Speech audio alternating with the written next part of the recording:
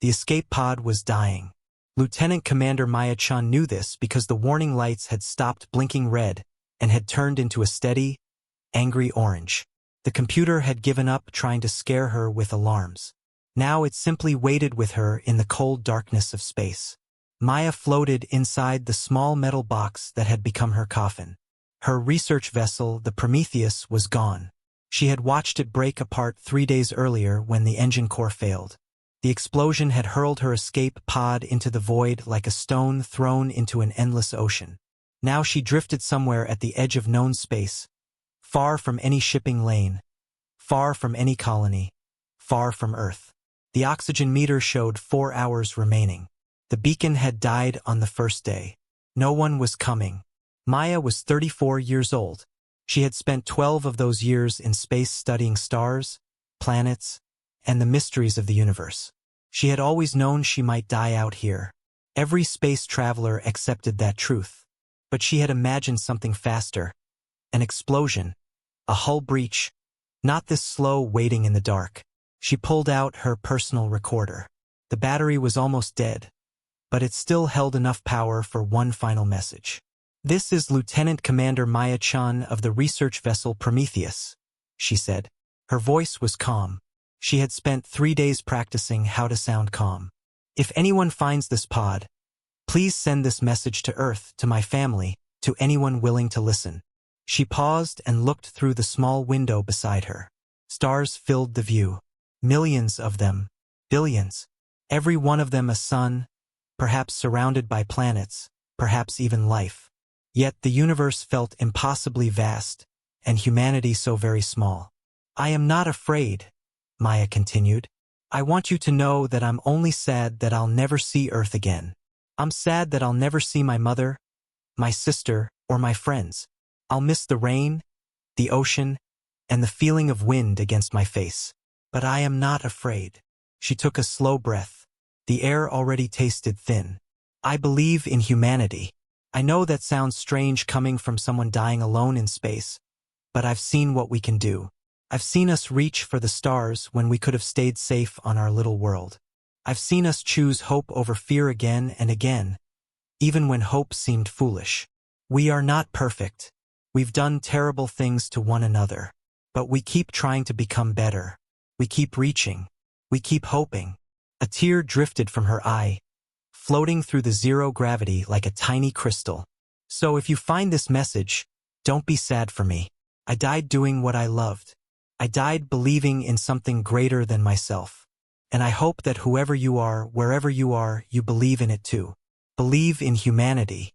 Believe that we can become more than we are. Believe that the universe is not empty and cold, but filled with possibility." She smiled faintly at the recorder.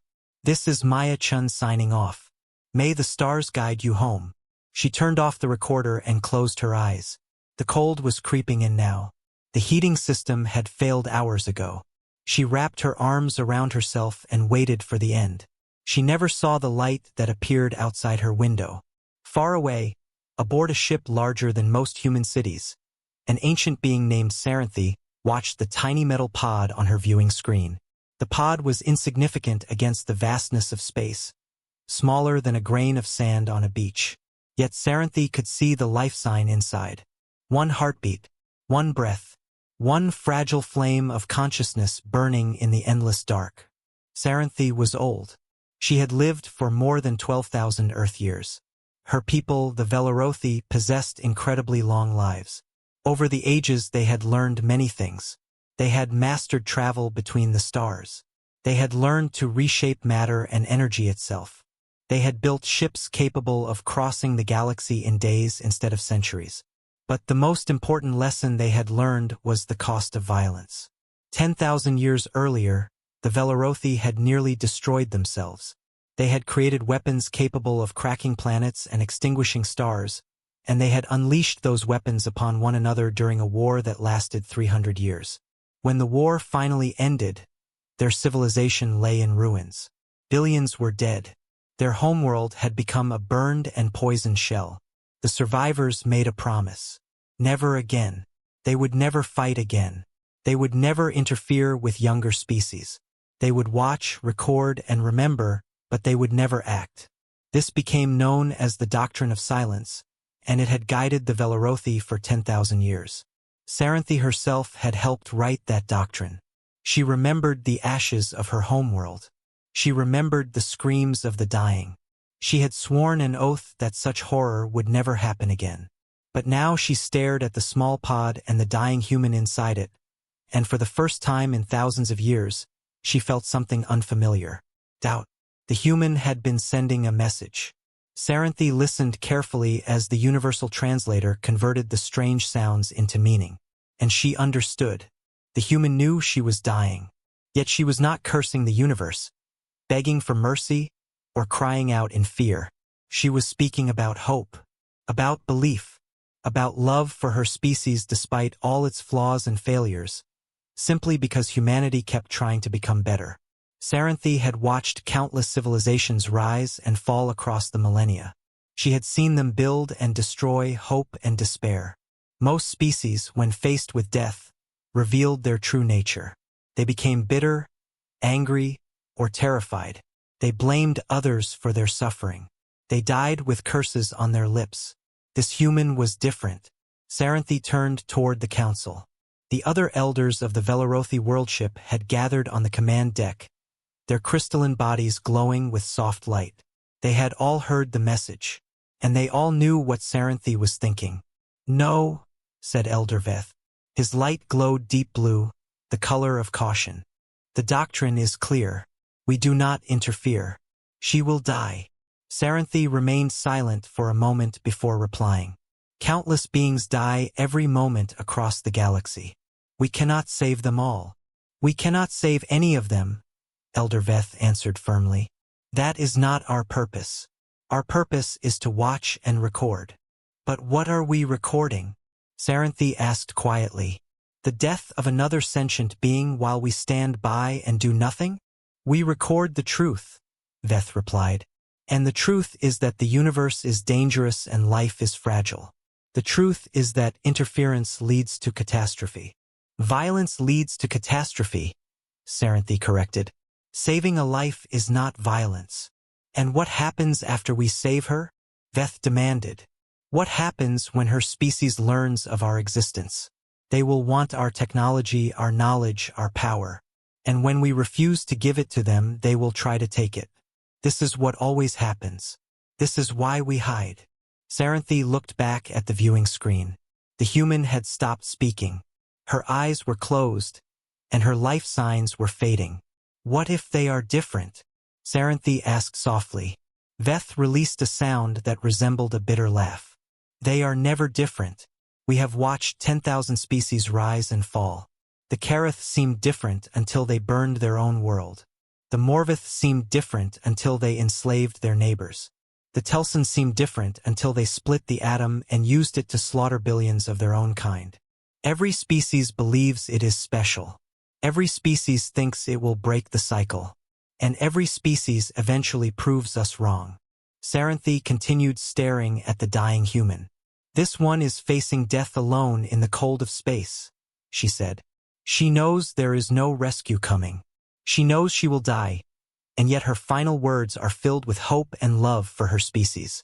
Does that not mean something?" "It means she is one good individual among billions," Veth replied. "Every species has good individuals. That does not make the species worthy of intervention."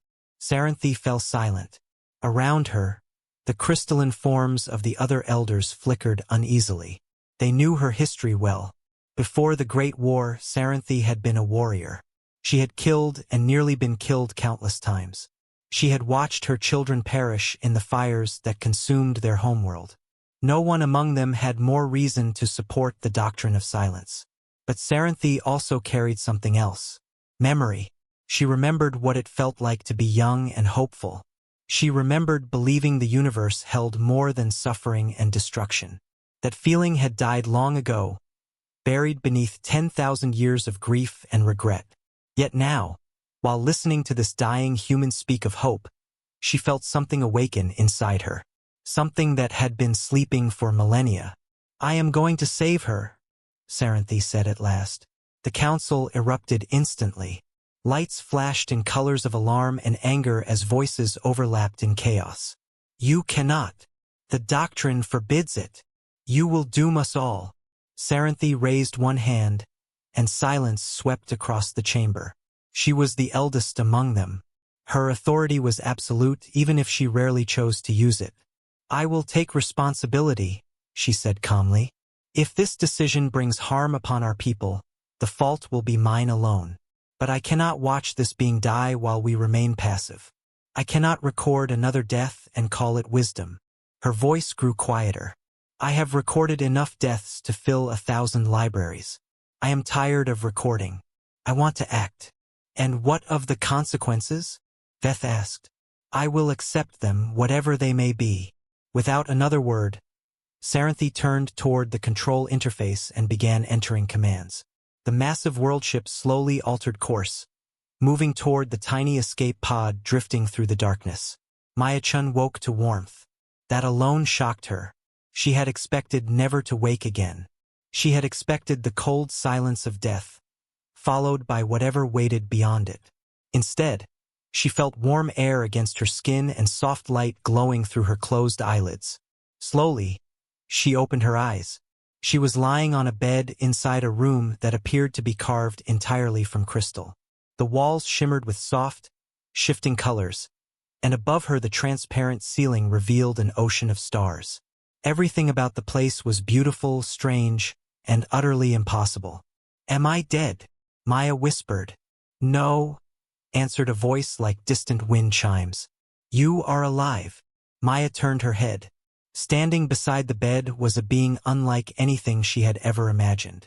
It was tall and slender, its body formed from something that resembled living crystal. Light flowed beneath its surface like blood moving through veins.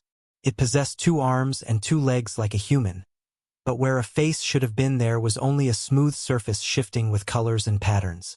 I am Saranthi, the being said. You are aboard my ship. We found you drifting in your vessel. You were near death. You saved me. Maya stared at the alien in stunned silence. Her mind struggled to process what she was seeing. First contact with an alien species had been humanity's dream for centuries, and somehow she had become the one to experience it. Thank you, Maya finally said, her voice rough from disuse. I don't understand why you saved me, but thank you. Saranthi's glowing form shifted gently. I saved you because of your message. The words you spoke before you believed you would die. They moved me. My message? Maya asked softly, trying to remember. It already felt distant, like a fading dream. I only said what I felt. I said I believed in humanity. Yes, Saranthi replied. You were alone and dying, yet you spoke of hope. You spoke of your species with love, even while acknowledging its flaws. I found that unusual. Maya slowly sat up. Her body felt weak, but completely healed. Whatever technology these beings possessed was far beyond anything humanity had created. Who are you? Maya asked. Where do you come from? Are there others like you? We are the Velari, Saranthi explained. We have existed for a very long time. Many of us travel the galaxy aboard ships like this one. We observe and record the universe, but we do not interfere with younger species. Usually, Maya said carefully, but you interfered with me. Yes, Saranthi admitted. I broke our most sacred law to save you. The consequences of that choice are still unknown. A heavy feeling settled inside Maya's chest. She had been rescued, but perhaps at a terrible cost. I don't want to bring problems to your people, she said quietly. If you need to return me to where you found me, I understand. Saranthi made a sound Maya somehow recognized as laughter. You would accept death simply to spare us difficulty? I wouldn't accept it happily, Maya answered. But I wouldn't want my life to come at the expense of your people. Saranthi grew still for a moment. When she spoke again, her voice sounded softer than before. You continue to surprise me, human. Most beings offered life would take it without concern for the cost to others. You consider the cost. You offer to bear it yourself. That's just basic decency, Maya replied. Nothing special. It is far more special than you realize. Over the following months, Maya lived among the Velari. She learned about their history, their culture, and the terrible Great War that had nearly destroyed them. She learned about the doctrine of silence that had guided them ever since, and about the countless species they had watched rise and fall over the millennia. And in return, Maya taught them about humanity. She played them human music and read them human poetry. She told them stories about human heroes and villains, human triumphs and failures. She spoke of wars and peace treaties, of genocides and healing, of hatred and love. The Velari listened to everything. They recorded everything. And slowly, their understanding of humanity began to change. "Your species is strange," Saranthi told Maya one day as they stood together on the observation deck, watching the stars drift past. "You possess the capacity for incredible cruelty. Your history is filled with violence and injustice. By every measure we use to evaluate younger civilizations, humanity should have destroyed itself long ago. But we didn't," Maya replied quietly. "No," Saranthi agreed. "Every time you approached the edge, something pulled you back. Every time you created weapons capable of ending your civilization, you found reasons not to use them. Every time hatred threatened to consume you, love proved stronger." Maya smiled faintly. "We're not perfect. Not even close." "No," Saranthi said. "But you keep trying. That is what makes you different." Maya looked out at the endless stars. Somewhere beyond them was Earth, her home, her people. She missed them deeply, yet she was grateful for this experience. She was learning more than any human ever had. She was seeing the universe through eyes no one on Earth had possessed before. "What happens now?" Maya finally asked. "I can't stay here forever.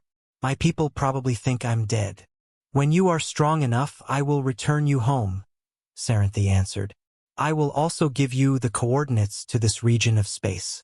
If your people truly are different, if they are capable of choosing a better path, then perhaps one day they will come searching for us." "And if they do?" Maya asked. Saranthi's crystalline body flickered with shifting patterns of light. "Then we will discover whether my faith in your species was justified.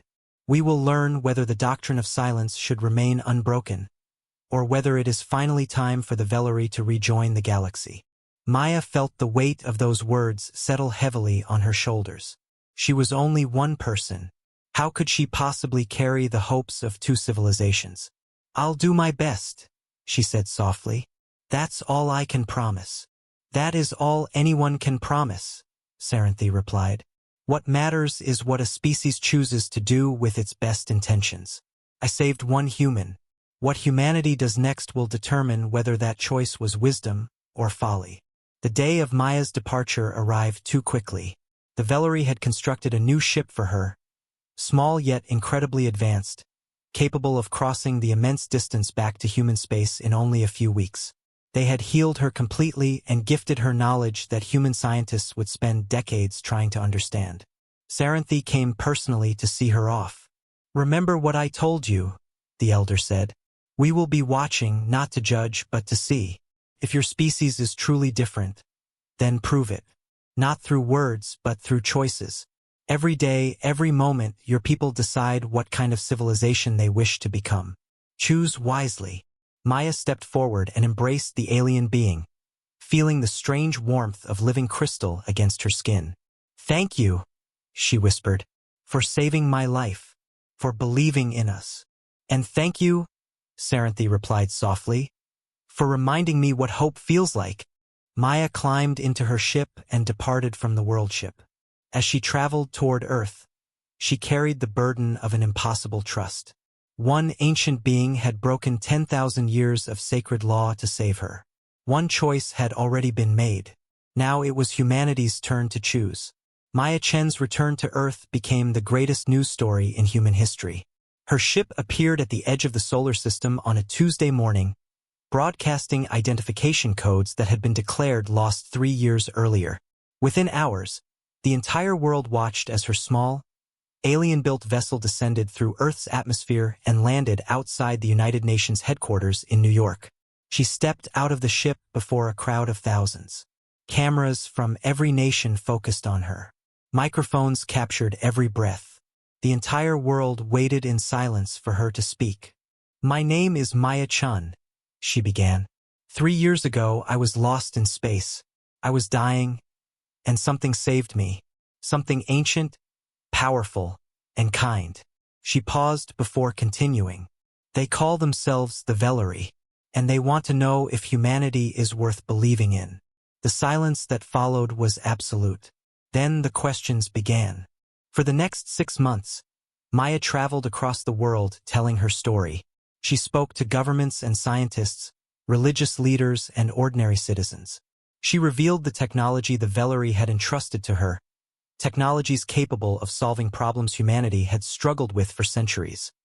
Clean energy, revolutionary medical treatments, and materials stronger than anything humans had ever created. But she also spoke about the doctrine of silence. She explained how the Vellery had spent 10,000 years observing the galaxy without interfering. She told humanity about the countless civilizations the Vellery had watched rise and collapse while remaining hidden in silence. And she spoke about Saranthi, the ancient being who had broken her people's most sacred law to save one dying human drifting alone in space. "They are watching us," Maya said during her address to the United Nations General Assembly. "Not to judge us, not to punish us, only to see what kind of species we truly are. They have watched countless civilizations destroy themselves. They lost hope long ago that any young species could choose a different path. But something about us gave Saranthi hope again. Something about a dying message from an escape pod convinced her that humanity might be different." She looked across the assembled leaders of Earth. "I don't know if we truly are different," she admitted. "I know our history. I know about the wars, the genocides, and the cruelty we've inflicted upon one another. But I also know about courage, compassion, and love.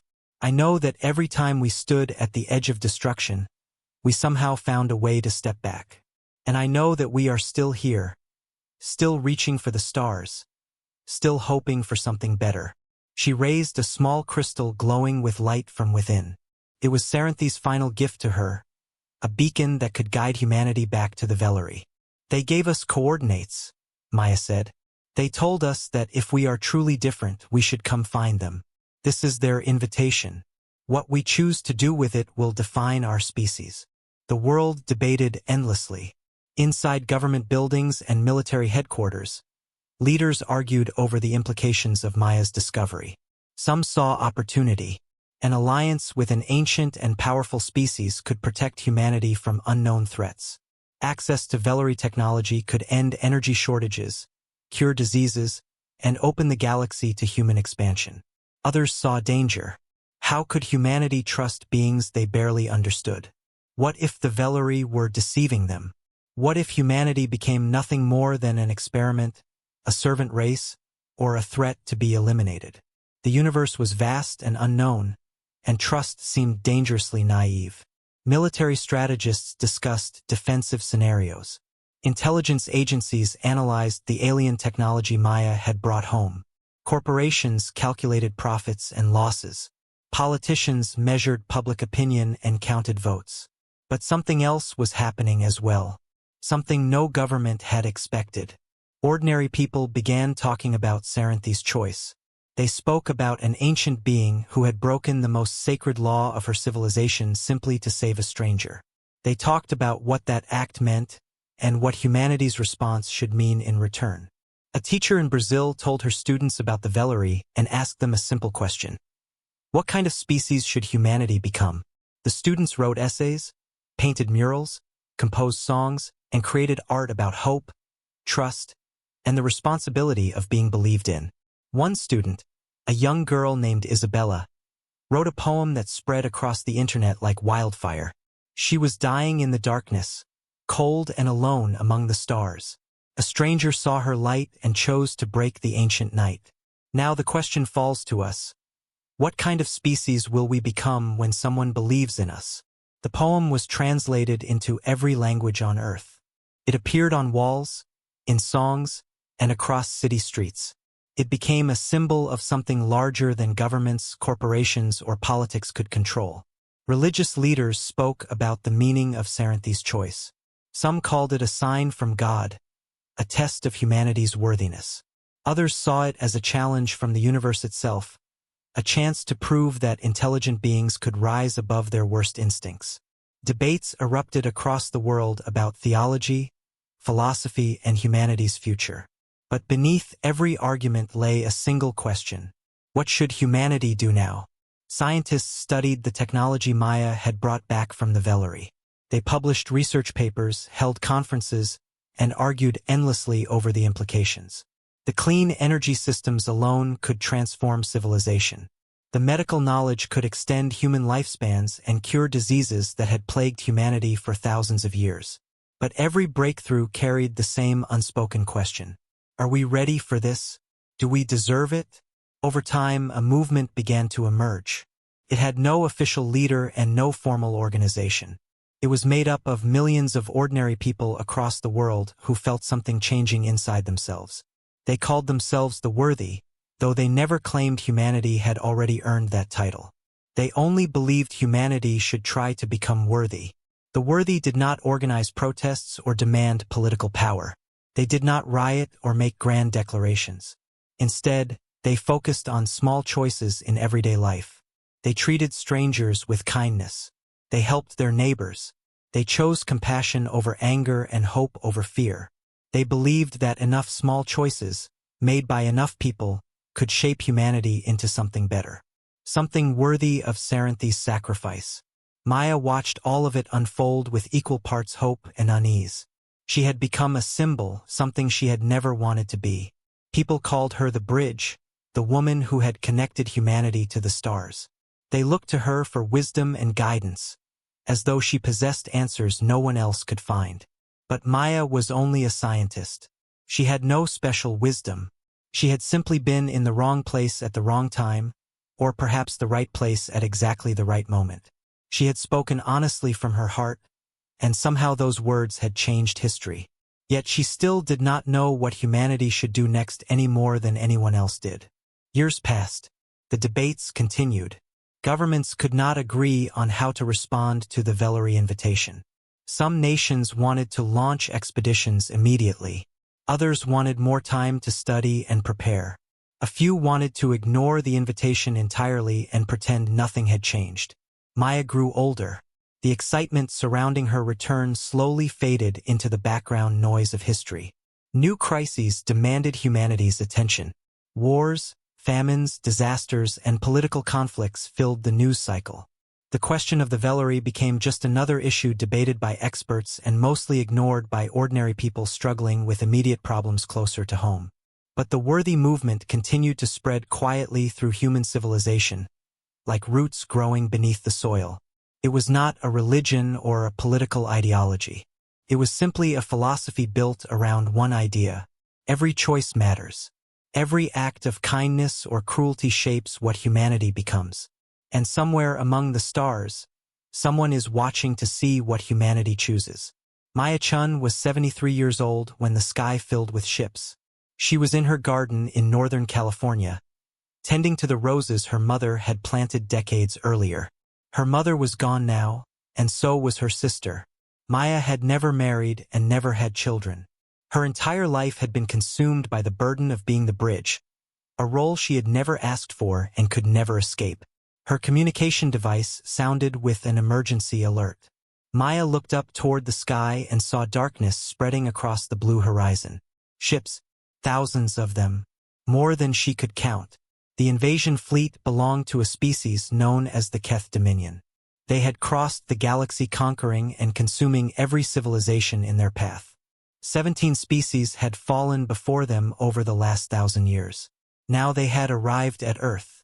Their message was broadcast instantly across every frequency, translated into every human language. Primitive inhabitants of this planet, we are the Keth Dominion. Your world and all its resources now belong to us. Your species will serve as labor units. Resistance is inefficient and will be punished. You have 90 standard cycles to prepare for integration. This is not a negotiation. This is your new reality. Accept it. Humanity refused. Within hours, Earth's governments set aside generations of conflict and formed a unified defense command. Weapons once aimed at one another were turned toward the sky. Every ship, every soldier, every scientist was mobilized for the defense of Earth. But even as humanity prepared to fight, military leaders understood the truth. They had analyzed the Keth fleet and its technology. The numbers were merciless. Humanity could not win. Their strongest weapons were insignificant compared to Keth technology. Their fastest ships were slower than Keth scouts. Their best defenses might survive for days before collapsing completely. Humanity was going to lose. Everyone knew it. They prepared to fight anyway. Maya was summoned to the Emergency Command Center in Geneva. The leaders of Earth wanted to speak with her. Even after all these years, she was still the bridge. She was still the only person who had truly known the Vellery. "Can you contact them?" the Secretary General asked. She was a woman barely 40 years old, carrying the weight of the world on her shoulders. "The Vellery, can you ask them for help?" Maya looked down at the crystal beacon she had carried for 40 years. She had never used it. All this time, she had waited for humanity to decide what kind of species it wanted to become. Now the decision had been forced upon them. "I can try," Maya answered. "But you need to understand something. The Vellery have not interfered with another civilization in 10,000 years. They watched 17 species fall to the Keth without lifting a hand to help. But they saved you," the Secretary General replied. "One person, one time, because of a message I sent while dying," Maya said quietly. "That is very different from asking them to fight a war for us." "We have to try," the Secretary General insisted. "What other choice do we have?" Maya nodded slowly. She was tired, so very tired. She had carried this burden for most of her life, and now, at the end of it, she was being asked to carry it once more. "I will send them a message," she said at last. "But I will not ask them to save us." The room fell silent. "What?" the Secretary General asked in disbelief. "Why not?" Maya looked at the young leader with eyes that had witnessed too much hope and too much fear. "Because if we beg them to save us, then we prove we are no different from every other species they have watched fall. We would be asking for protection instead of standing on our own feet." Her voice remained calm but firm. "If I ask them to fight this war for us, then I am telling Saranthe she was wrong to believe in humanity. I am telling the Vellery that we are just like everyone else, unwilling to face our fate with dignity." The Secretary General stared at her for a long moment. "Then what will you say?" Maya closed her eyes briefly, remembering Saranthe's words from decades ago. "We will be watching, not to judge, but to see." "I will tell them to watch," Maya said softly. "Whatever happens next, I want them to see who we truly are."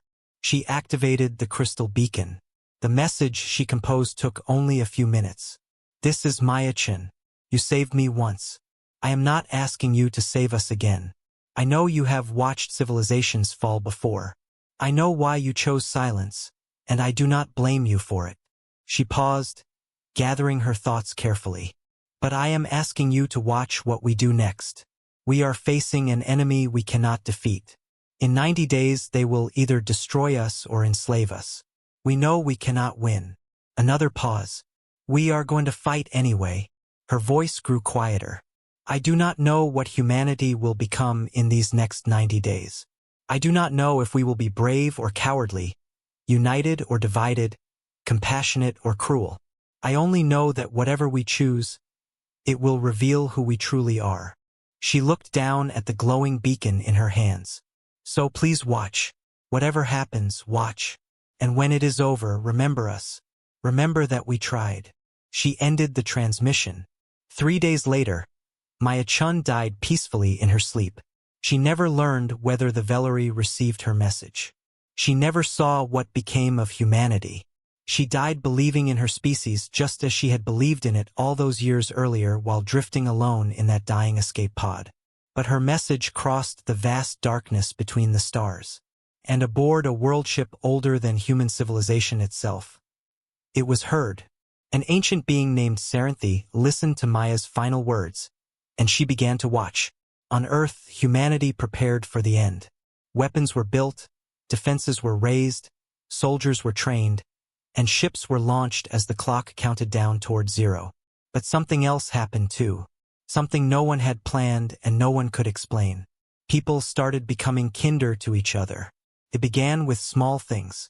A man in Tokyo gave his lunch to a homeless person because, as he said, "If we only have 90 days left, then I want to spend them being the person I was always meant to be."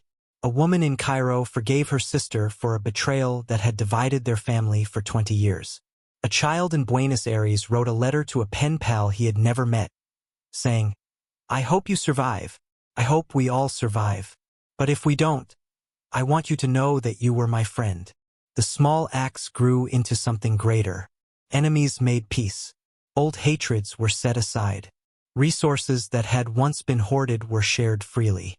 Knowledge that had been kept secret was released to the world. The barriers that had divided humanity for millennia slowly began to crumble. No one ordered it to happen. No government demanded it. No religious leader commanded it. It simply happened, like water flowing downhill, like flowers turning toward the sun. Faced with extinction, humanity chose not to fight each other. Instead, they chose to stand together. And they chose something else as well. They chose to face the end with grace. In schools around the world, teachers continued teaching, not because they believed their students would need the knowledge, but because learning was what humans did. It was who they were. In hospitals, doctors continued to heal, not because they believed their patients would live long lives, but because healing was sacred, no matter how little time remained. In churches, mosques, temples, and simple family homes, people gathered to pray, sing, and tell stories. Not because they believed their prayers would certainly be answered, but because prayer was hope made visible. And hope was the most human thing of all. Artists created art. Musicians played music. Writers wrote stories. Not for fame, money, or recognition, but because beauty was worth creating, even at the end of the world. Especially at the end of the world. Children played games, laughed, and dreamed of futures they would probably never see. Parents held them close and promised that everything would be okay, even though they did not believe it themselves. They lied to protect the innocent, and that lie became a form of love. The 90 days passed. The Keth fleet moved closer. The moment of truth approached, and somewhere far away, an ancient being watched. She saw the weapons, the defenses, and the soldiers preparing for battle. But she also saw the kindness, the courage, and the stubborn, beautiful hope. She saw a species facing extinction, yet choosing to be worthy of survival even if survival itself seemed impossible. She saw Maya Chen's faith justified, and she finally understood what she had to do. The Valerithi world ship drifted through the darkness between the stars. It was enormous, larger than most moons, a city of crystal and light that had traveled the galaxy for more than 10,000 years. Inside its glowing halls, the conclave had gathered for the first time in 3 centuries. Sorenthai stood at the center of the great chamber. Around her, the elders of the Valerathi waited in silence. Their crystalline bodies pulsed with shifting colors that reflected their emotions. Blue for caution, red for anger, orange for fear, green for hope. There was very little green. "You have all seen what I have seen," Sorenthai said. Her voice echoed through the chamber like music. "You have all watched humanity face the Keth invasion. You know what they have chosen to do." Elder Beth stepped forward. His light was a deep blue, darker than it had been decades earlier when they had argued about saving Maya Chun. "I have watched," Beth said. "I have seen them build weapons they know will fail. I have seen them prepare defenses they know will crumble. I have seen them choose to fight a battle they cannot win. This is not wisdom. This is foolishness." "Is it?" Sorenthai asked quietly. "Or is it something else? What else could it be? They are throwing their lives away. They could negotiate with the Keth. They could surrender and survive as servants. Many species have made this choice. It is not pleasant, but it is survival. And is survival the only thing that matters?" Beth's light flickered with frustration. "It is the foundation of everything. Without survival, nothing else is possible. The dead cannot grow, learn, or change. They are simply dead. Sorenthai nodded slowly. You are right. The dead cannot grow or learn or change. But sometimes the way a species faces death tells us more about who they truly are than all the years of their lives combined. She raised her hand, and the air filled with images captured by her observation drones during the past 90 days on Earth. The first image showed a classroom. Children sat at their desks while a teacher stood at the front explaining mathematics. Outside the windows, the sky was dark with Keth ships, and sirens wailed in the distance. Yet the teacher kept teaching, and the children kept learning. This teacher knows she will probably die, Sorenthai said softly. She knows her students may die as well, yet she continues to teach them, not because it is useful, but because she believes learning has value in itself. She believes that being human means reaching for knowledge even at the very end. The next image showed a hospital. Doctors and nurses worked frantically, treating patients injured during the preparations for war. Supplies were running low, and the staff had not slept in days. Still, they continued working. These healers could be with their families, Sorenthai said. They could spend their final days holding their loved ones and saying goodbye. Instead, they are here, saving lives that may end within hours or days. Why? Because healing is not simply what they do. It is who they are. More images appeared. A musician playing violin inside a bomb shelter, bringing peace to terrified refugees. An old man planting a tree he would never live to see fully grown.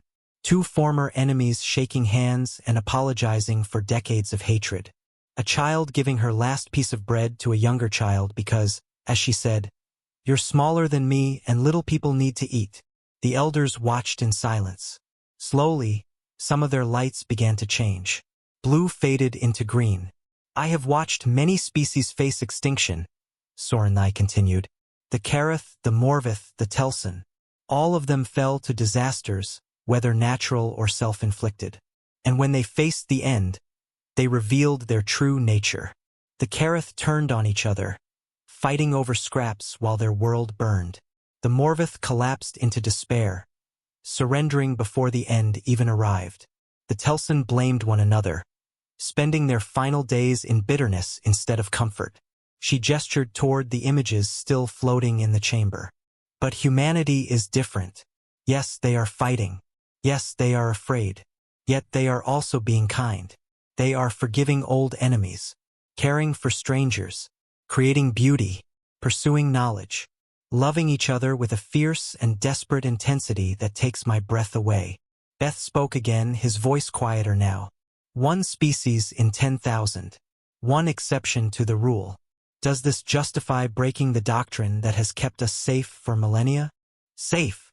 Sorenthai's voice sharpened. We are not safe, Beth. We are hiding. We have spent 10,000 years watching the galaxy burn while we did nothing. We call it wisdom, but it is fear. We call it principle, but it is cowardice. The chamber erupted in protest. Lights flashed in furious reds and burning oranges. Voices overlapped in outrage and denial. How dare you? The doctrine saved us. You insult the memory of our dead. Sorenthai waited for the noise to fade. When she finally spoke again, her voice was quiet, but filled with pain. I was there when we wrote the doctrine. I held my children as they died in the fires of our war. I swore that I would never allow such horror to happen again. And I believed the only way to prevent horror was to prevent involvement. If we never acted, we could never act wrongly. If we never interfered, we could never cause harm. She looked at each elder in turn. But I was wrong. Inaction is a choice. Watching without helping is a choice. Every time we recorded a species dying while we stood aside, we made a choice. We chose their deaths over our discomfort. We chose our safety over their survival. We called it neutrality. Her voice hardened. But there is no such thing as neutrality. There is only action and inaction, and both have consequences. And what would you have us do? Beth demanded. Fight the Keth? Risk our own existence for a species we barely know? Yes, Sorenthai answered simply. The silence that followed was absolute. 10,000 years ago, we nearly destroyed ourselves through war. We learned that violence leads to destruction. That lesson was true, but we learned the wrong conclusion from it. She pointed toward the images of humanity still floating in the air like living memories. We believed the answer was to never fight again. But the real answer is to fight only for things worth fighting for. Her gaze swept across the chamber. These beings are worth fighting for, not because they are perfect. They are far from perfect, but because in the face of extinction, with every reason to surrender to despair, they are still trying to be better. They are trying to be worthy. They are trying to be kind. Her voice rose with passion. For 10,000 years, I have watched species fail this test. For 10,000 years, I recorded their failures and convinced myself that this was wisdom. But it was not wisdom. It was despair. I had given up hope that any species could be different. I had forgotten why the doctrine was created in the first place. Why was it created? Asked a younger elder whose light flickered uncertainly between blue and green. To protect us from our worst impulses. To prevent us from using our power for conquest and domination.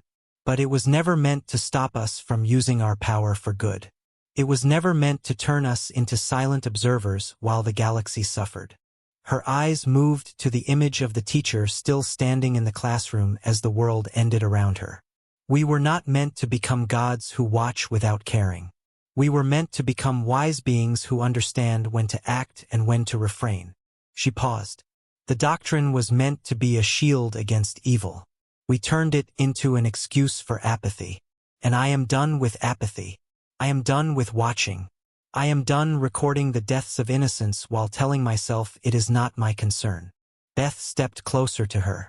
His light had begun to shift, blue fading into something more uncertain, more complicated.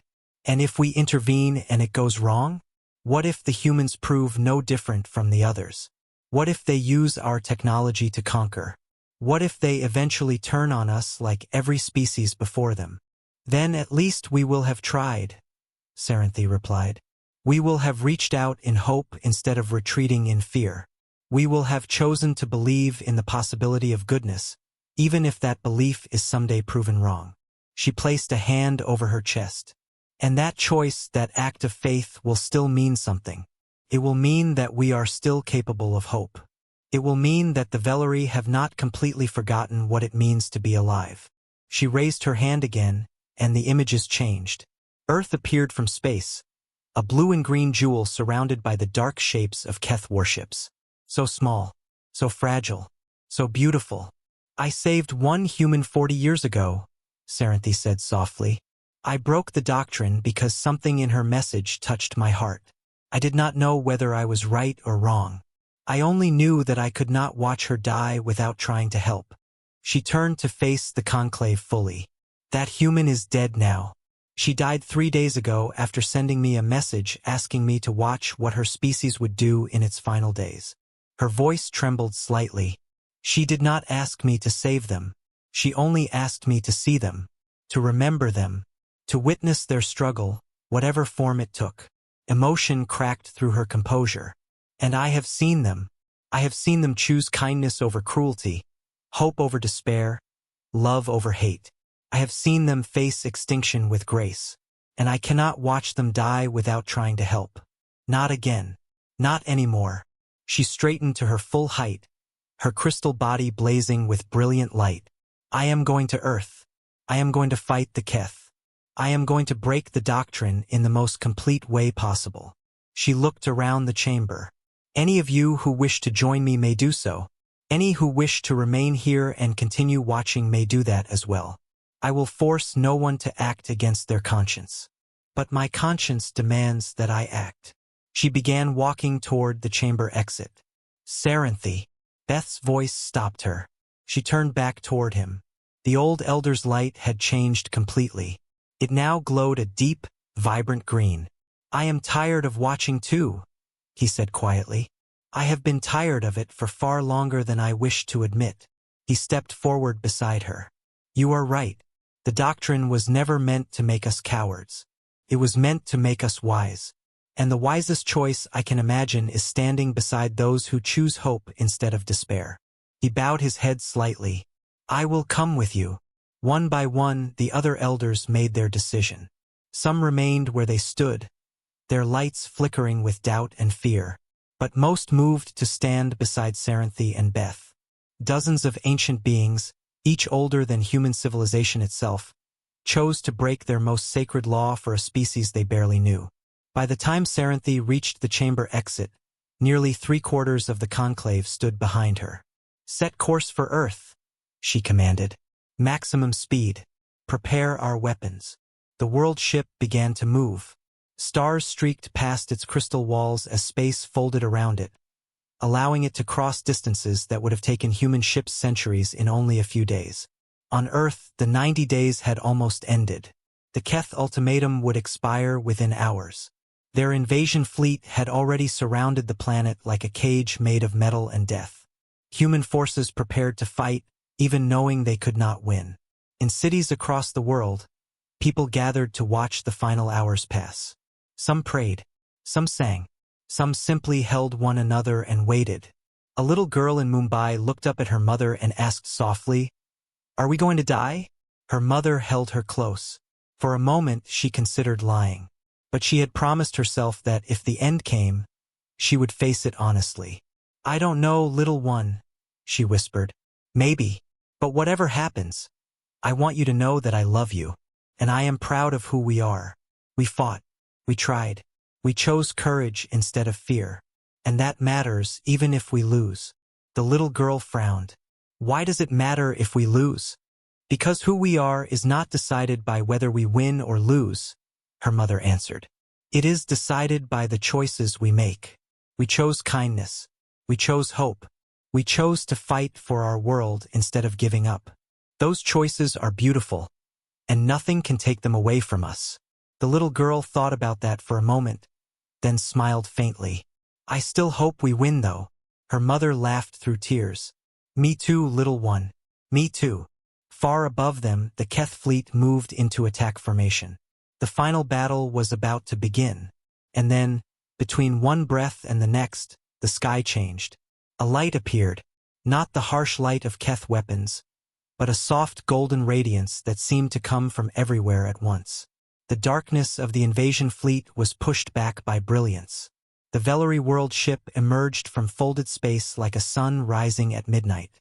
It was enormous, larger than anything either humanity or the Keth had ever seen. Its crystal surface blazed with power, and its presence filled the sky like hope made visible. For one long moment, nothing moved. The Keth fleet held position. Human defenders waited in stunned silence. The Vellery ship simply floated there, pouring golden light across the stars. Then Saranthi's voice echoed across every frequency, heard by humans and Keth alike. "This species is under our protection. Withdraw." The Keth commander, a being of brutal efficiency who had conquered 17 civilizations, considered his choices carefully. He had heard the ancient legends of the Crystal Ones, beings who had once reshaped stars themselves. But those stories were 10,000 years old. Perhaps the Vellery had grown weak. Perhaps they were bluffing. Perhaps they had forgotten how to fight. He gave the order to attack. Keth weapons fired. Beams of energy powerful enough to crack continents streaked toward the world ship. For a single instant, it seemed the gamble might succeed. Then the Vellery responded. What happened next lasted only 11 minutes. But every human who witnessed it would remember those 11 minutes for the rest of their lives. They would tell their children and grandchildren about the day the sky burned with crystal light. The Vellery had not forgotten how to fight. They had simply chosen not to fight for 10,000 years. Now, reminded of why battle could sometimes be necessary, they unleashed power beyond human understanding. Keth ships dissolved into atoms. Energy beams were caught and turned back upon their attackers. The massive invasion fleet, which had seemed unstoppable only hours earlier, scattered like leaves in a hurricane. And when it was over, not a single Keth ship remained. The sky stood clear once more, except for the world ship still glowing softly above Earth. Then, slowly, the world ship began to descend. The world ship descended through the atmosphere like a falling star moving in reverse. When it came to rest above the United Nations headquarters, It cast a shadow of light instead of darkness. From its radiant surface, a bridge of crystal extended down to the earth below. Saranthi walked alone across that bridge. Her crystalline form caught the sunlight and scattered it into shifting rainbows. She moved with the grace of a being older than human memory, yet with a quiet hesitation, as if uncertain of how she would be received. A crowd had gathered. Thousands of people stood in stunned silence, watching the ancient alien approach. No one spoke. No one moved. Then a young woman stepped forward through the crowd. She was Maya Chen's granddaughter. In one hand she held a bouquet of flowers, and in the other a letter. "Elder Saranthi," she said, her voice trembling. Saranthi stopped. She looked at her and saw echoes of Maya in her features. "You are Maya's family," Saranthi said softly. "Yes," the young woman replied. She died 3 days ago, but she left this for you. She always believed you would come." She held out the letter. Saranthi took it carefully, as though it were something fragile beyond matter itself. She opened it and read the final words Maya-chan had written in her last days. "Thank you for watching. Thank you for seeing us. We tried to be worth it. Whatever you need, whatever we can give, we are with you now. All of us." Saranthi lowered the letter. Her crystal body flickered with patterns of light too complex for human eyes to fully interpret. Yet everyone understood the emotion behind them. She was crying. "We came back," Saranthi said softly. "We saved one human, and she made us believe again. She made us hope again. She reminded us why we once cared about the universe instead of merely observing it." She looked out at the gathered crowd, faces filled with awe, fear, gratitude, and disbelief. "But we did not save you because you needed saving," she continued. "We saved you because you showed us you were worth saving. You faced extinction and chose kindness. You knew you would lose and chose courage. You had every reason to despair, and you chose hope." Her voice grew stronger, carrying across the silent square. "We have watched 10,000 species rise and fall. None have made the choices you made. None have shown us what you have shown us. You are not perfect. You are far from perfect. But you are trying. And that is more than any civilization has ever done." She reached out and gently took the young woman's hand. "Maya saved us," Saranthi said, "by showing us what humanity could be. She saved the Vellery from our own despair. Now we return the favor. Not because we are generous, but because we owe you everything." The young woman smiled through tears. Around her, the crowd began to cheer. The sound grew until it filled the sky itself. A rising roar of joy, relief, and disbelief. The Vellery had returned, and humanity had been found worthy. The first year after the Keth defeat became one of the strangest in human history. An ancient alien civilization had descended from the stars, destroyed humanity's enemy in 11 minutes, and then politely asked if they could stay. Saranthi explained everything in a special emergency session of the United Nations, broadcast across the entire world. Billions watched as the crystalline elder stood before humanity. "We have broken our most sacred law," she said. "For 10,000 years we chose not to interfere. We watched civilizations rise and fall, believing neutrality was wisdom." She paused. "But Maya Chun showed us that neutrality is not wisdom. It is abandonment. Watching a species die when you could help is not neutrality.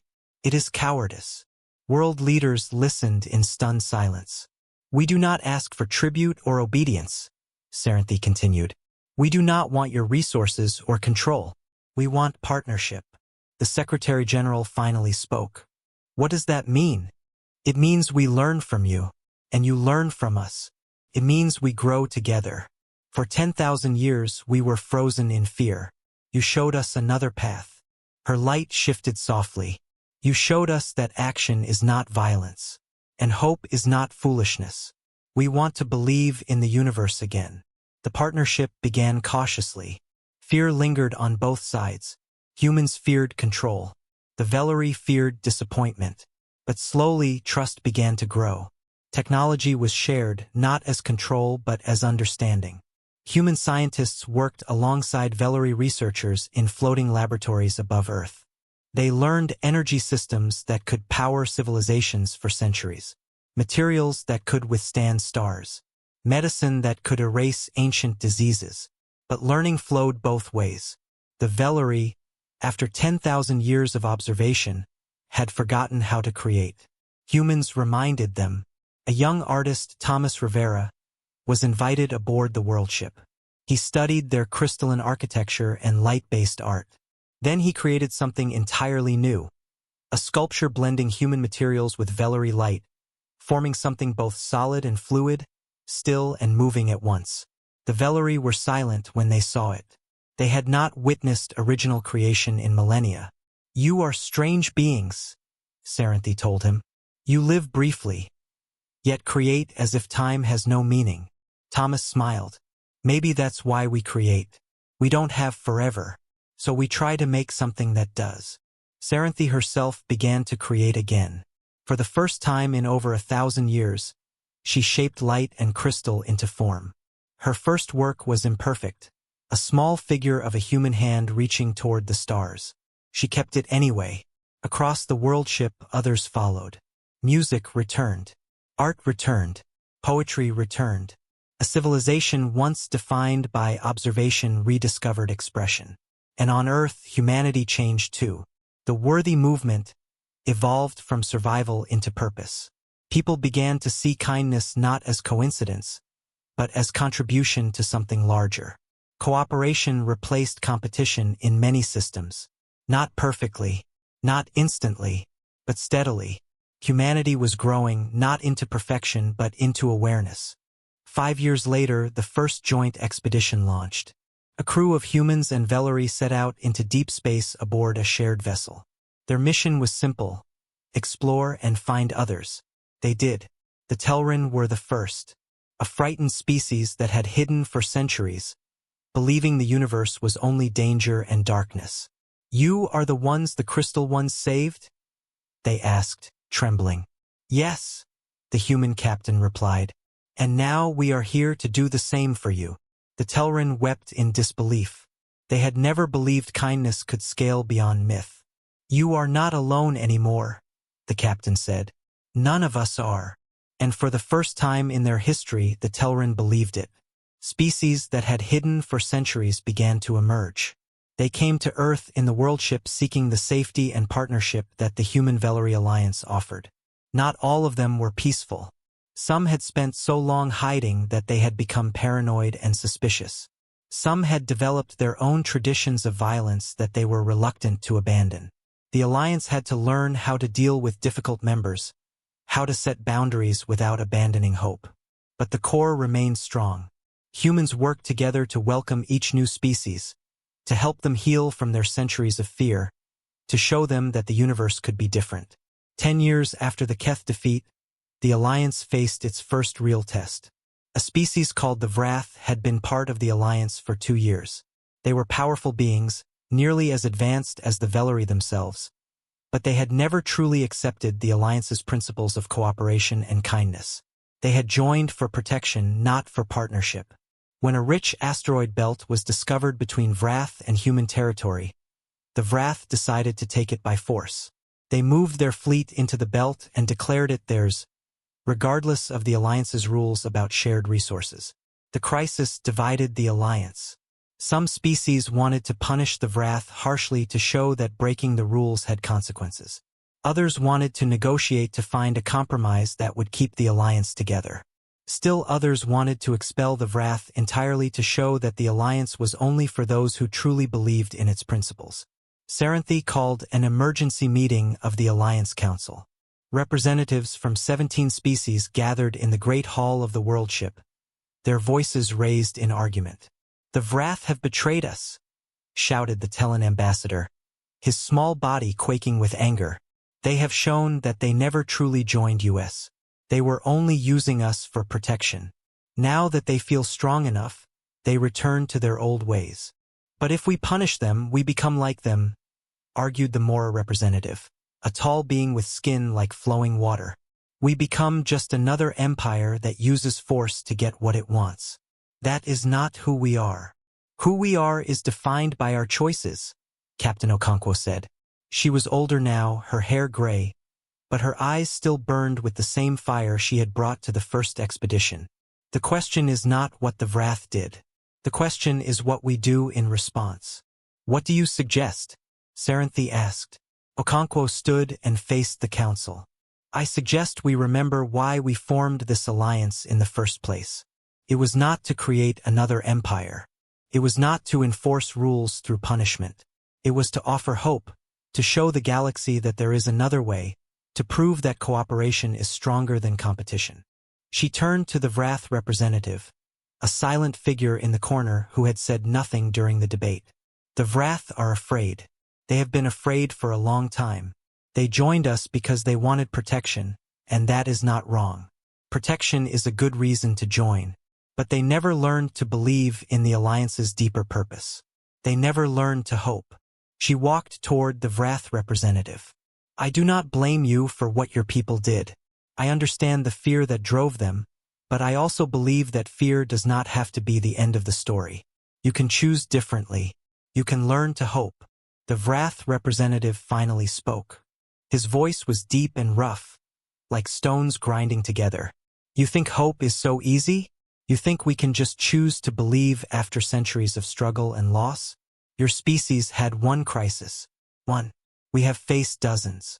We have been conquered and conquered again. We have learned that the universe is cruel and that the only thing that matters is power.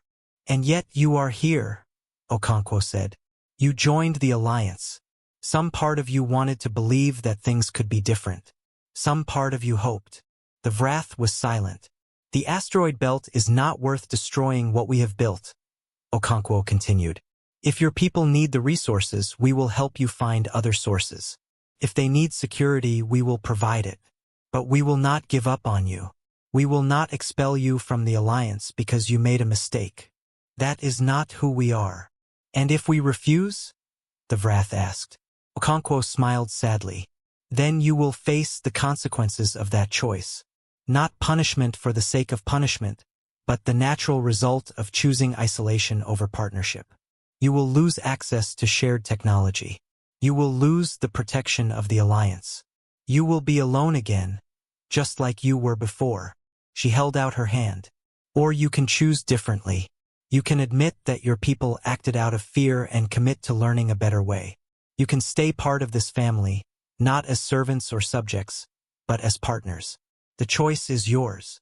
The Wrath representative looked at her hand for a long time. The council held its breath. Then slowly he reached out and took it. We will withdraw from the belt, he said, and we will try to learn this hope you speak of. But it will not be easy. Nothing worthwhile is easy, Okonkwo said. But it is possible. That is all any of us can ask. The crisis was resolved. The alliance survived. And something important had been proven. The principles of the alliance were not just pretty words. They could be applied even in difficult situations. They could be maintained even when compromise seemed impossible. Saranthi watched the handshake between the human and the Wrath and felt something she had not felt since the early days of her very long life. She felt proud. Proud of the humans who had shown that their grace under pressure was not just a one-time thing, but a consistent part of who they were. Proud of the alliance which had faced its first real test and emerged stronger. And proud of herself for making the choice to save Maya-chun all those years ago. That single choice had led to this moment, to this handshake, to this proof that the universe could be different. One human saved, then one species. Now 17 species working together, learning together, hoping together. And this was only the beginning. 50 years had passed since the Keth defeat. 50 years since the Vellery worldship descended through Earth's atmosphere and changed history forever. 50 years since humanity proved that it was worth believing in. The galaxy was a different place now. The human alliance had grown beyond anything Saranthi had imagined. 43 species were now part of the Great Coalition, each bringing their own strengths and their own challenges. Together they had built something that had never existed before. A galactic community based on cooperation instead of conquest, hope instead of fear. The Alliance had stations and outposts scattered across hundreds of star systems. Trade routes connected civilizations that had never known each other existed. Schools taught the history of dozens of worlds. Hospitals used medical knowledge from every species to heal patients that any single civilization would have been unable to save. And at the center of it all, humans continued to be humans. They were still chaotic and messy and full of contradictions. They still argued and fought and made mistakes. They still hurt each other sometimes. But they also kept trying, kept hoping, kept believing that tomorrow could be better than today. That stubborn, beautiful optimism had become the heartbeat of the Alliance. Serenthi was very old now, even by Vellery standards. Her crystalline body had begun to dim, the light that had burned inside her for over 12,000 years finally fading.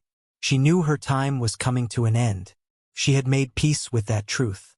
But before she died, she wanted to see one more thing. She wanted to see what the Alliance had become. She wanted to know if her choices had been right. She traveled to Earth, to the city that had grown up around the place where the worldship first landed. The city was called Chun City, named after Maya. It was a beautiful place filled with buildings that combined human and alien architecture, parks where children of multiple species played together, and universities where scholars from across the galaxy studied side by side. Serenthi walked through the streets slowly, her ancient body struggling to keep up with the pace of life around her. People recognized her, of course. She was the most famous being in the galaxy, the one who had broken 10,000 years of silence to save a single dying human. They stopped to thank her, to shake her hand, to tell her how much she meant to them. She accepted their gratitude with humility. She had never felt like a hero. She had simply made a choice when a choice was needed. Everything that followed was not her doing alone. She had become very old now, even by Vellery standards. It was the result of millions of choices made by millions of beings, each one adding their own light to the growing flame. She found herself at the Maya Chun Memorial, a beautiful park in the center of the city. At its heart stood a statue of Maya, forever young, forever reaching toward the stars. Surrounding the statue were smaller monuments to the key moments in Alliance history. The Keth defeat, the first joint expedition, the Vrath crisis, and the admission of each new species. Serenthi sat on a bench and looked at Maya's face carved in crystal by Vellery artists. "I wish you could see this," she said softly. "I wish you could see what grew from the seed you planted." A young human woman sat down beside her. She was perhaps 20 years old, with dark hair and bright eyes that seemed familiar somehow. "Elder Serenthi, my name is Hopechen. I'm Maya's great-great-granddaughter." Serenthi looked at her with surprise and delight. "I did not know Maya's family still lived in Chen City. We never left. This is our home. Maya's legacy is our legacy." Hope smiled. "I've heard so many stories about you, about the choice you made, about how you saved my ancestor." "She saved me," Serenthi said. "I was lost for 10,000 years, frozen in fear and despair. She reminded me what it meant to hope. She gave me back my future." Hope was quiet for a moment. Then she asked, "Do you ever regret it? Breaking your law to save one human?" Serenthi considered the question carefully. She had asked herself this many times over the decades. "I regret many things," she said finally. "I regret the 10,000 years I spent watching the galaxy suffer while I did nothing. I regret the species that died while I recorded their deaths and called it wisdom. I regret the fear that kept me paralyzed for so long." She turned to look at Hope. "But I do not regret saving Maya. That was the first good choice I made in millennia. It was the choice that led to all of this." She gestured at the city around them, at the memorial, at the sky where ships from dozens of species moved among the stars. Every act of kindness in this galaxy, every moment of cooperation, every life saved, and every friendship formed, it all can be traced back to that one choice. Not because I was special, but because that choice opened a door. It showed that change was possible. Hope nodded slowly. "That's what my grandmother always said. She said history is just a collection of choices, and every choice creates new possibilities. The big moments get all the attention, but they're made up of small moments. One person choosing to be kind, One person choosing to hope. One person choosing to believe things can be different. Your grandmother was wise. She learned from Maya's letters. Maya wrote a lot in her final years. About you. About the Vellery. About what she hoped humanity would become. Those letters are part of your family's treasure? Yes. Maya always said you were the one who first believed in us. She said your faith made everything else possible. They sat together in comfortable silence, watching people pass by. Humans and Vellery walked side by side. Children of multiple species chased each other through the park, their laughter mixing into a single joyful sound. A distress signal suddenly interrupted the peace. Every communication device in the city lit up with an emergency alert. A ship on the far edge of explored space had encountered a new species in crisis. Their sun was dying, and they had perhaps 10 years before their world became uninhabitable. They were sending a desperate plea for help. Within minutes, the Alliance was mobilizing. Ships were being prepared. Rescue plans were being drawn up. Engineers from a dozen species calculated capacity and speed. Medical teams gathered supplies. Diplomats prepared first contact protocols. Saranthi watched the organized chaos with wonder. This was what the Alliance had become. A civilization that responded to a stranger's distress not with suspicion or calculation, but with immediate, overwhelming help. Will you be joining the rescue fleet? Hope asked. Saranthi shook her head sadly. I am too old for such journeys now. My light is nearly spent. But I am glad to see my species will be there alongside humans and all the others. I am glad to know the work will continue after I am gone. Hope took her hand gently. Would you like to watch the launch? My family has a viewing platform. I would like that very much. They walked together through the streets. People made way for Saranthi, recognizing her and treating her with quiet reverence. Some reached out to touch her crystal surface as if seeking a blessing. She accepted their gestures with patience and love. The viewing platform was beautiful. A wide terrace covered with flowers from Earth and crystal sculptures from the Vellery homeworld. Hope's extended family was already gathered there. Several generations of Maya Chen's descendants. They welcomed Saranthi as one of their own. As the sun began to set, the rescue fleet launched. Ship after ship rose from the spaceport, each one carrying beings dedicated to saving strangers they had never met. Vellery crystalline vessels flew alongside human steel ships. Telran scouts darted between larger transports. Mora medical frigates moved with careful precision. Even a Vrath battleship had joined the fleet, its weapons converted into shield arrays and rescue systems. The sky filled with light as the ships accelerated toward the stars. It was the most beautiful thing Saranthi had ever seen. This is what we are now, Hope said softly. This is what you helped us become. Saranthi was silent for a long moment. When she spoke, her voice was barely a whisper. I saved one human. I thought I was making a small choice. I did not imagine it would lead to this. That's how it always works, Hope said. The biggest changes start with the smallest choices. Saranthi smiled through tears that fractured into prismatic light. Then I am ready to die now. I have seen enough. I have seen the future I helped create, and it is beautiful. Not yet, Hope said gently. Stay a little longer. Watch the stars with us. A little longer then, Saranthi said. For Maya's sake. For humanity's sake. For all the species we have yet to meet. They sat together as the night deepened and the rescue fleet vanished into the stars. The sky was full of light, not just from distant suns, but from ships moving between them, carrying hope into the darkness. Somewhere out there, a dying species was about to learn that they were not alone. They were about to learn that the universe was not as cold and empty as they had feared. They were about to meet the alliance that had grown from one human's message of hope and one alien's choice to listen.